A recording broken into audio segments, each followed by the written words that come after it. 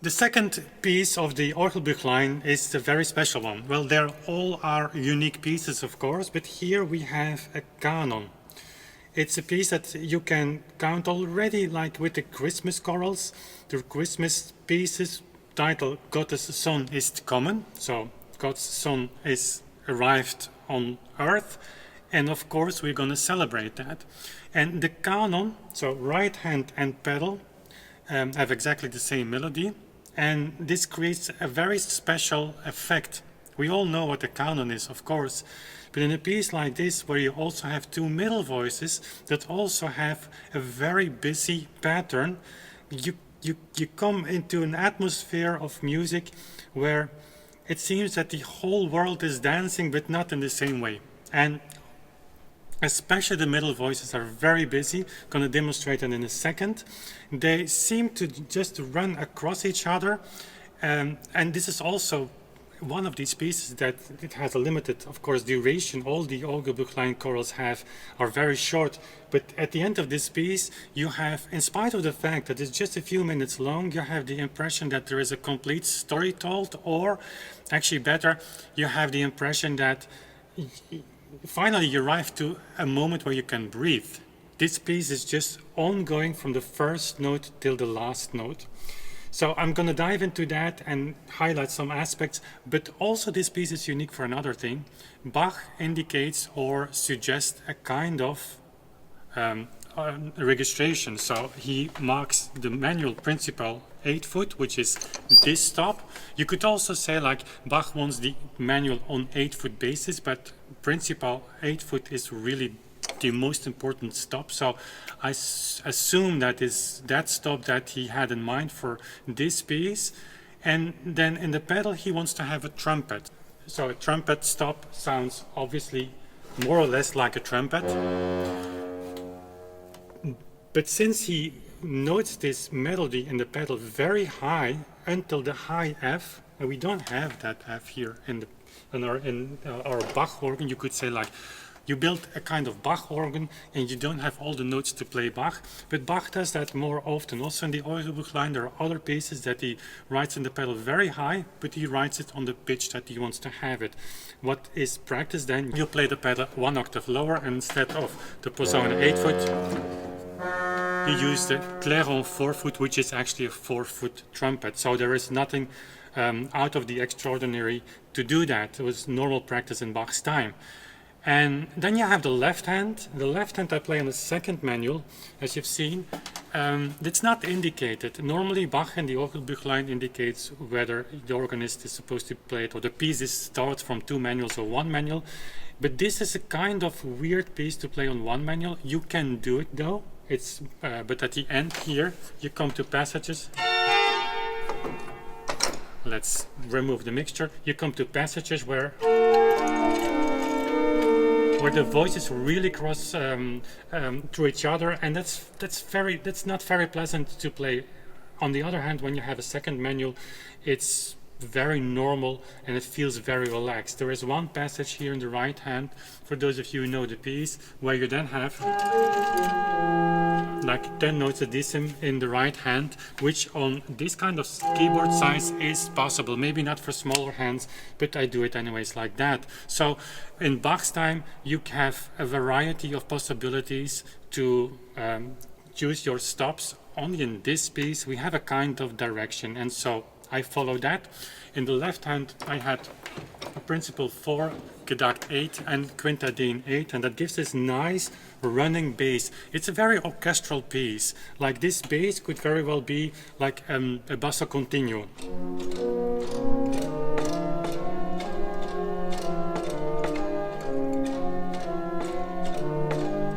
And in the left hand or the right hand, the middle voice there is this very busy 8th note pattern.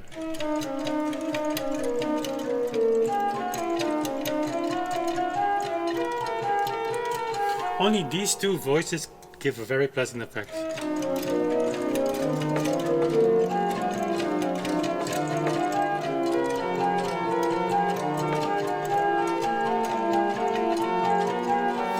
And then comes the canon. So the canon, right hand melody.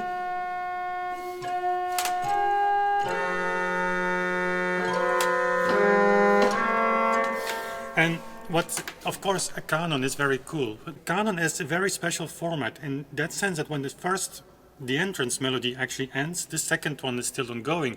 And when the first melody or the first voice starts again, and in this case continues the choral melody, well, then the other voice needs to follow. So you have an ending of the first voice and a start of the second voice, and there's an overlap, and that creates this atmosphere of what I said, like very busy. People are like running to each other, and you have these two voices on the top and on the bottom that actually guide the entire crowd, so to say, into two lines, the entire piece.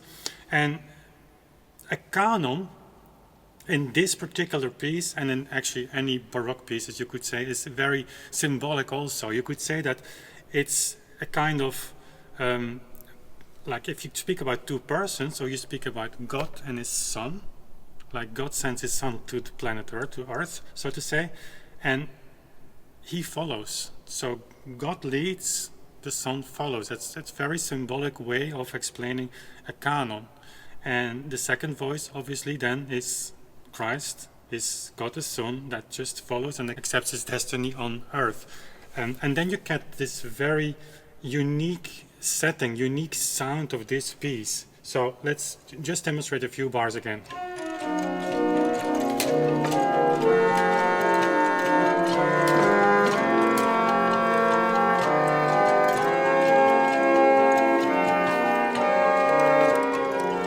Here you have one of these moments where the right hand actually already starts a new sentence, but the left, the pedal in this case, and the left hand have this weird, that's not a weird harmony, but it's a kind of weird harmony to just close a sentence. Because that doesn't resolve. Normally you would expect this to go to, but that doesn't happen. And that's very typical for the canon. There are other canons in the Orgelbuchlein that has this kind of similar pattern. And so this piece just goes on. And then on top of that, Bach writes this piece in the 3-2, which is 3 notes, 3 beats in the bar, gives a kind of dance-like feeling. Like it's a kind of joy that is in the rhythm on itself. So.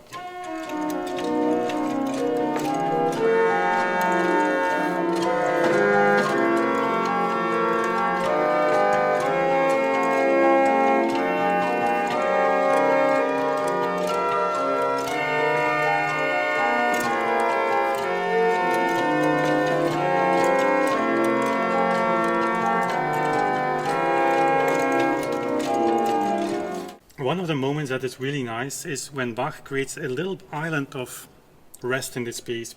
You have a re-entrance of the choral melody, and he does that in a very beautiful way. The chord pattern again here is a little bit strange, but he solves that because the left hand here is in fact the real bass. So sometimes the foundation note, the tonica, so to say, follows a little later than expected. It creates again this atmosphere of expectation. But here, in this moment, he starts again. And the way he does that is really, really nice. So just demonstrate from here.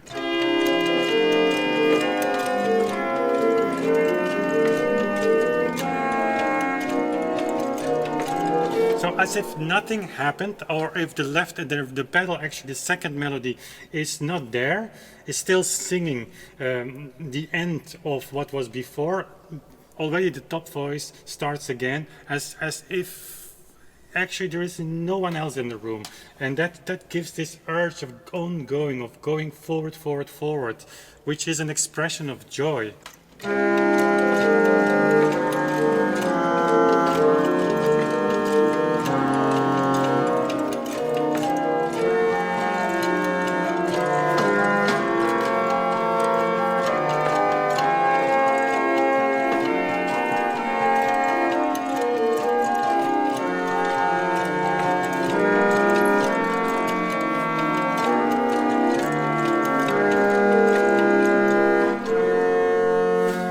And then at the very end, of course, they come together, and that's also a very beautiful moment. Like the top voice, you could say, symbolically speaking, God is waiting for his son to arrive there where he already is or expect him to be.